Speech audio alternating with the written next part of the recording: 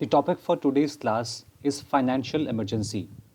Before we look at the topic, let us look at the reasons as to why this topic has become important for upcoming examinations and what is the context of this topic.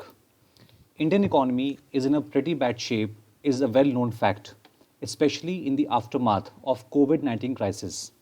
Even before COVID-19 hit the world and Indian economy had negative parameters. For example, the unemployment rate in India was at all-time high of last 45 years. As a result of which, in June 2020, rating agencies have downgraded India's rating. The Government of India has already announced a cut of 30% of salaries of President of India, governors of states, and the MPs. Delhi government, as some reports have suggested, has recently mentioned that it is unable to pay salaries to its employees. Telangana government has announced a delay in salaries of its employees. Not just this, we have just witnessed in March and April a crash in global and Indian stock markets.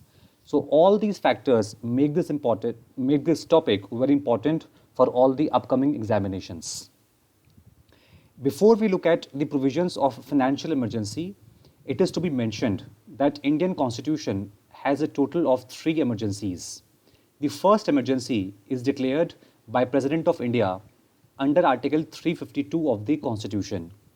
The second emergency is declared by President of India under Article 356, which is called President's Rule or State Emergency.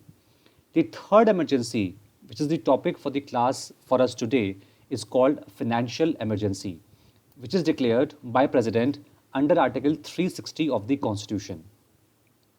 Article 360 says that if the President is satisfied, that means that the power of declaration or proclamation of emergency is of President of India, and he can declare emergency only when he is satisfied. Remember that the satisfaction of the President is not the satisfaction of President in person or his personal satisfaction. It actually refers to the satisfaction of Prime Minister and the Council of Ministers.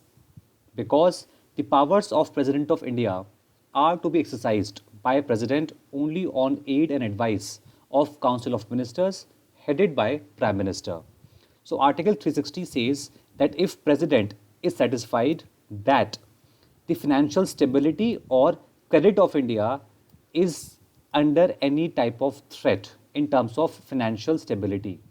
That means if President of India is satisfied on the basis of advice of Council of Ministers that India's financial stability or credit or any part of India is threatened, then he may proclaim financial emergency.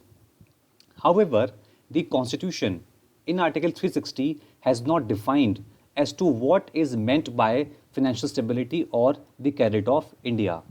It can be meant to understood the following things. For example, a high fiscal deficit or a high current account deficit, or if Indian government is unable to repay its loans, then all these conditions can be considered as financial stability risk or the risk to the credit of India. Such an emergency, once declared by President of India, is to be approved by the Parliament within a period of 2 months with simple majority. That means on the date on which the President declares the emergency, within 2 months, this emergency, financial emergency, is to be approved within 2 months and that too by simple majority. Remember that the national emergency, which is proclaimed under Article 352, requires a special majority by the Parliament, whereas the President's rule and financial emergency only require a simple majority. That means one more than half of the votes of the MPs who are present and voting on the day on which voting is held. Once the Parliament approves the emergency, it continues unless it is revoked by the President of India. That means once Parliament approves it, the emergency can be taken back or can be revoked only by the President. Unlike in case of national emergency or President's rule, in whose case in every 6 months the Parliament has to reapprove the emergencies. Let us now look at the consequences or the effects of proclamation of financial emergency. There are two main effects or consequences of proclamation of financial emergency. The first effect is that the union government or central government becomes empowered to give certain executive directions to states. It is to be noted that in Constitution of India, wherever the constitution makers have given the union or central government the power to give certain directions to states, these directions are always considered as binding in nature. For example, the states of India which have scheduled areas, that is, areas where tribal people inhabit, for the administration of those areas under fifth schedule, the central government, the union, can give directions to those states, and these directions are deemed to be mandatory in nature. Therefore, the first consequence of financial emergency is that central government can give certain directions to the states. Let us see what are these directions. The first direction is to observe the canons of financial propriety. Now, this phrase canons of financial propriety has not been defined or explained in the constitution. It can mean few things like the central government can ask the states to spend the money frugally as if a person would spend his own money. अगर मैं हिंदी में समझाऊं तो अगर हमारे पास कोई वित्तीय संकट है, अगर मेरे पास पैसे की कमी है, तो मैं ये कोशिश करूंगा कि जो भी मेरे पास पैसा है उसको मैं बहुत समझदारी से खर्च करूं. Similarly, in times of financial emergency, this is obvious that we are falling short of resources. So central government would ask the states to spend the money frugally, which means पैसे को आप थोड़ी कंजूसी से खर्च करो so that the money can be saved. This can be one aspect of canons of financial propriety. Second can be that states should record all the financial transactions accurately. Again, it is common sense कि अगर मेरे पास पैसे की कमी है तो पैसे को बचाने के लिए मेरा जितना भी खर्चा है, मैं जहाँ कहीं भी या जिन चीज़ों के ऊपर पैसा खर्च करता हूँ, उनको जब मैं रिकॉर्ड करूँगा, नोट करूँगा, एनालाइज करूँगा, तो जो मेरा अननेसेसरी एक्सपेंडिचर होगा उसको शायद मैं कट आउट कर कुछ पैसे सेव कर सकता हूँ. So again it would be something wise to do in times of financial scarcity, and therefore it is also an aspect of canons of financial propriety. Similarly, the center can ask the states to review all the expenditure periodically so as to find out that where can the expenditure be reduced. So all these parameters of wisdom, समझदारी पैसा खर्च करने की, तो वो उम्मीद करेगा central government कि स्टेट्स इस तरह के पैरामीटर्स को यूज करेगा. The second direction can be by center to states to reduce salaries of persons serving under the state. So if the central government and state governments are having financial crunch, financial scarcity, the center can ask the states to reduce the salaries, not completely abolish or eliminate, only reduce the salaries of persons serving under the state. Now, Constitution has not mentioned as to which category of persons or government employees they are talking about. That means that state governments can reduce salaries of all the employees starting from Group D, Group C, Group B to Group A officers who are gazetted officers of state governments. So all their salaries can be reduced by the state governments on directions given by the center.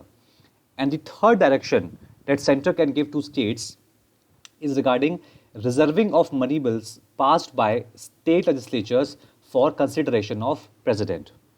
It is to be noted that the way we have money bills introduced in Lok Sabha under Article 110 of the Constitution, similarly, money bills are introduced by the government, state government, with prior recommendation of state governors in state legislative assembly. Now, money bills, as the term tells you, it deals with certain money matters as defined in the Constitution. And one of those money matters relate to expenditure of money from the state funds. तो अगर state government ऐसा कोई bill लेकर आती है जिसके पास हो जाने से, जिसके एक्ट बन जाने से स्टेट गवर्नमेंट का पैसा खर्च होगा, तो उस बिल को पास होने के बाद, when the bill is passed by state legislature and the bill goes to the governor, The governors are constitutionally obliged. They are bound to reserve the bill for consideration of president. Logic इसका obvious है that central government states के खर्चों पर, states के expenditure पर अपनी नज़र या अपना शिकंजा कसना चाहती है. Reasons because country is in financial instability. So these three types of directions can be given by central government to the states. This is the first effect of financial emergency. Coming to the second effect of emergency, and that is that the president can issue directions for the reduction of salaries. Again, a similar point, reduction of salaries and allowances of all or any class of persons serving in connection with the affairs of the union, including judges of Supreme Court and High Courts.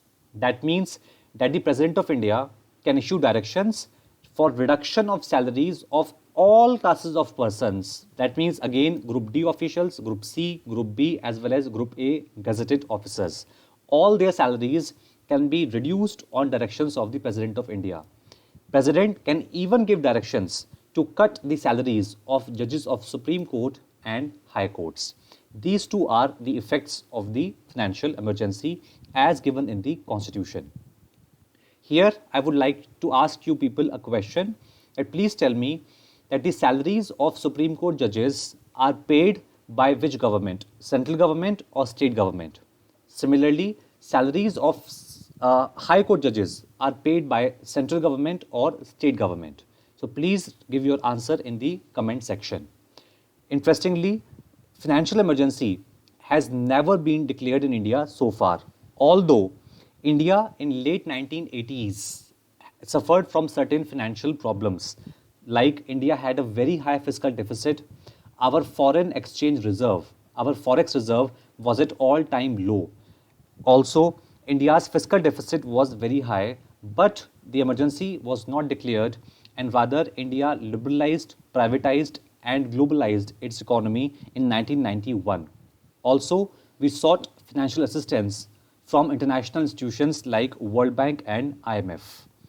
I hope with this class you will be able to solve all the questions pertaining to financial emergency in any examination. Let us have a look at a question which has been asked by UPSC in Civil Services Main Exam 2018. The question was, under what circumstances can the financial emergency be proclaimed by the President of India? What are the consequences which follow once a declaration is made? Therefore, the question of this main exam of IAS and IPS main exam asks you basically two things. First is, under what circumstances can the President declare the emergency? As we discussed, it is possible when the President is satisfied that India's financial stability or credit is at risk. And second, it has asked you about the consequences of emergency, which we just discussed.